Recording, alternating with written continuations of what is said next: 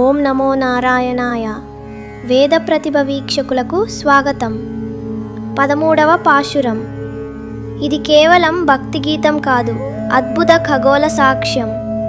పాసుర కావ్యాన్ని ఆలకించి శాస్త్రీయ అర్థాన్ని తెలుసుకుందాం. చివరి వరకు చూడండి.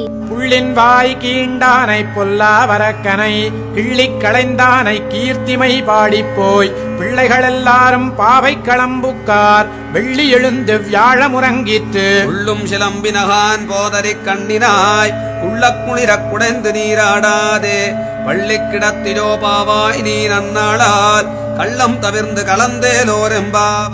వెల్లి ఎలుందు వ్యాళమురంగిత్తు అంటే తూర్పున శుక్రగ్రహం ఉదయిస్తూ పడమరన గురుగ్రహం అస్తమిస్తోంది. వేల ఏళ్ల క్రితమే ఆండాల్ తల్లి ఆకాశంలోని ఈ అరుదైన ప్లానెటరీ అలైన్మెంట్ను శాస్త్రీయంగా ఆవిష్కరించారు.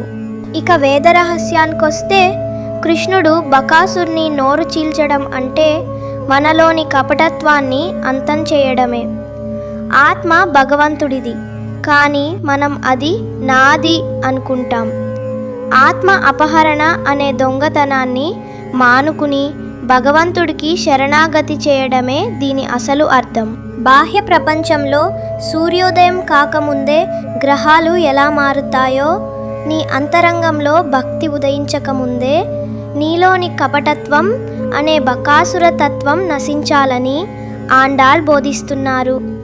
మరిన్ని ఆధ్యాత్మిక విశేషాల కోసం ఇప్పుడే సబ్స్క్రైబ్ చేయండి. మీ వేద ప్రతిభ.